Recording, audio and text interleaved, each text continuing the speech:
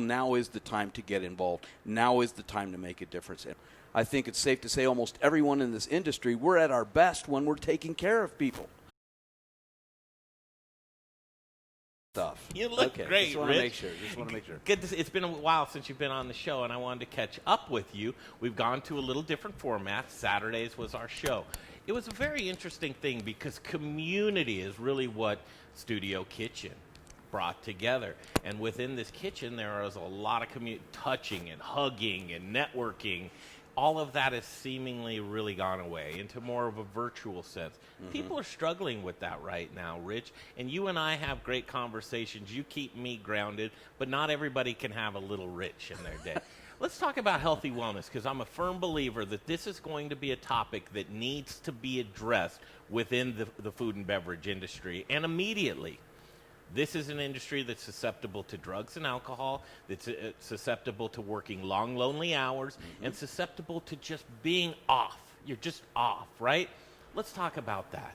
Well, you're hitting it all right on the head.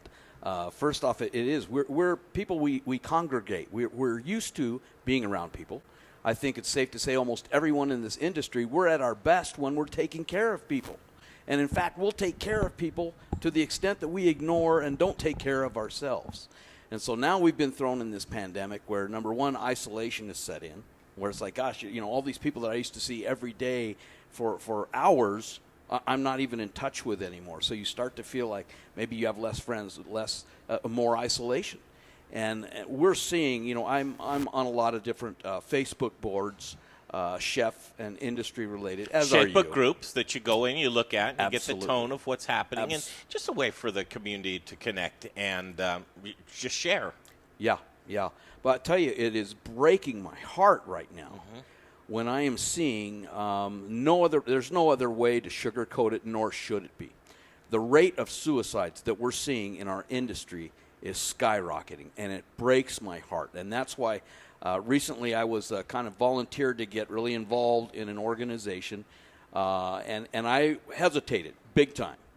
But when I saw the bigger picture and that, I was like, no, now is the time to get involved. Now is the time to make a difference. And we have to save the best of our industry because it's needed right now, probably never more than in the last 100 years. And so now is the perfect time to take the reins of that program and make it effective and let people know that they have a choice. They have a place they can reach out to. Now, a lot of people may be scratching their heads, say, Little Rich, you said something big, but you really didn't elaborate. Do you mind if I, first of all, congratulations. So Colorado Restaurant Association and Restaurant Foundation, to make sure that it's clear that there is a delineation that the Colorado Restaurant Foundation, that organization has, with Little Rich Schneider, you're in what role? Well, vice chairman. Yes. Vice chairman for the next year. Rich. Thank you, and big shoes to fill.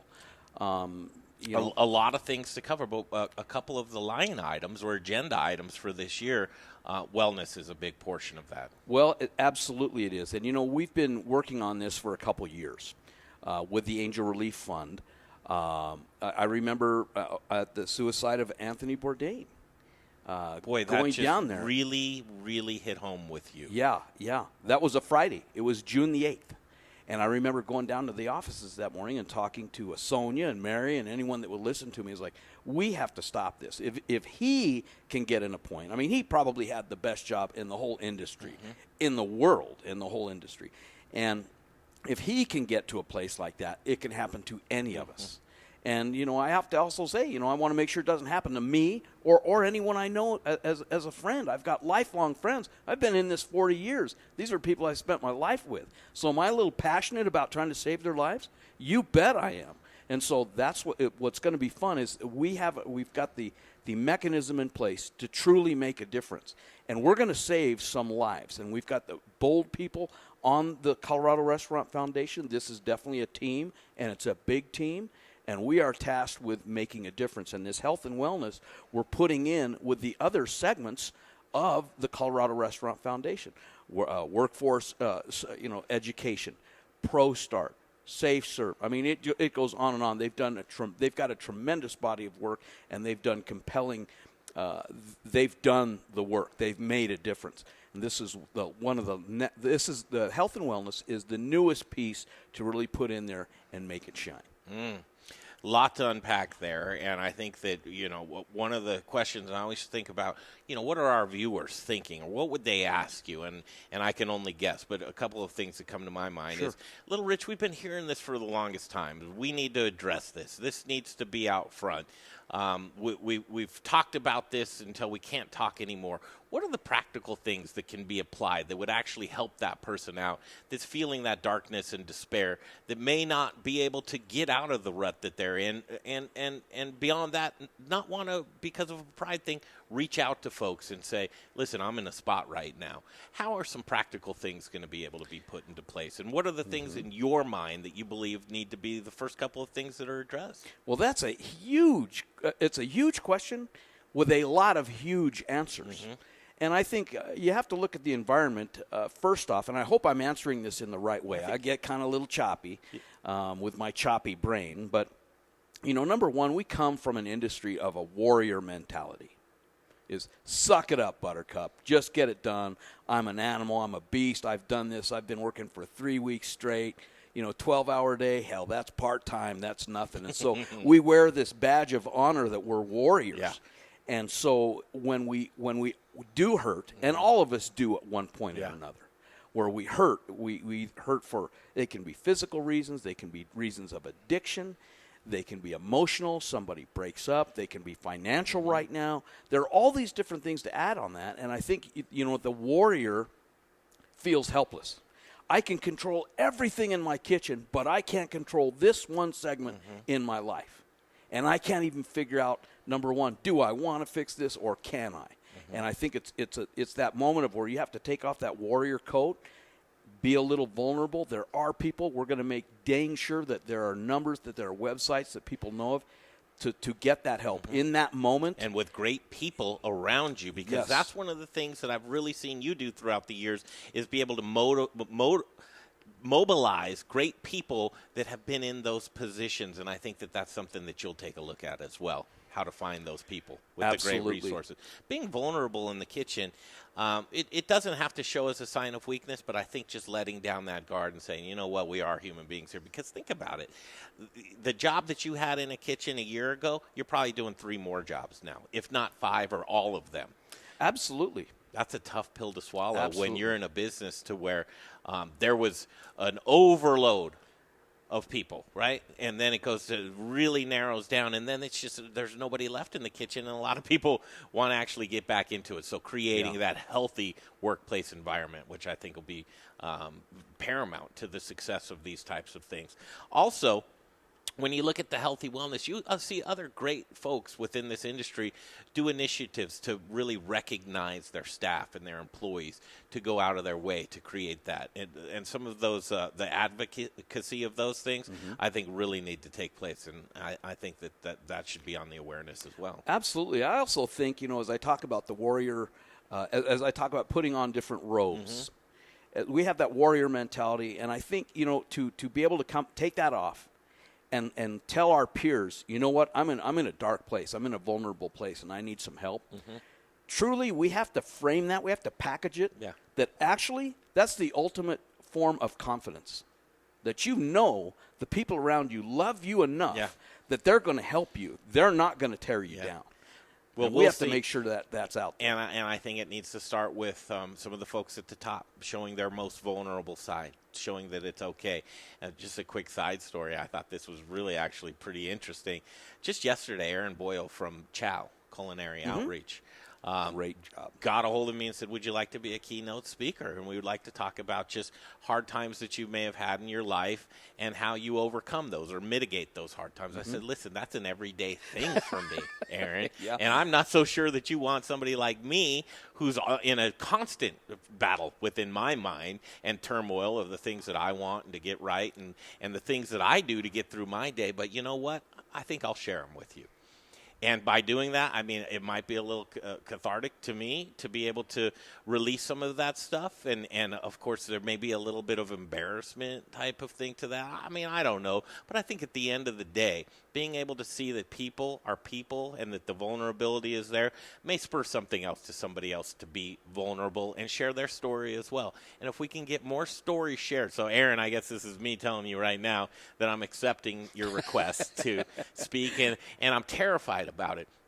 But I think it's about addressing, getting over those fears and taking that step at a time. If you let that build up or go too deep, you're just digging yourself a hole that you may never be able to get out of. And that's what we really need to do is start addressing how to fill that hole. And that void within becomes with that. I was talking about it the other day, Little Rich. It was interesting.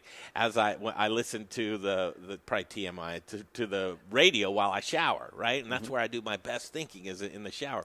A Geico commercial comes on, and it's Dracula sitting down with his therapist.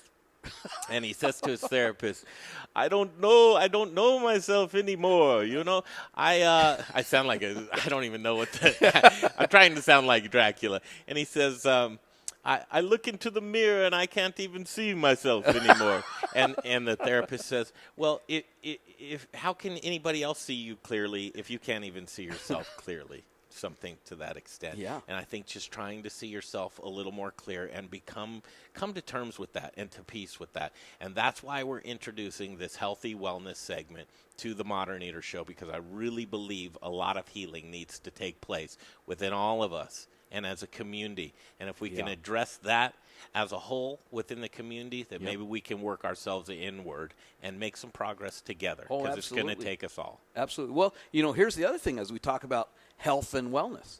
Health can be, the definition of that can apply to so many different segments of our life. Mm-hmm.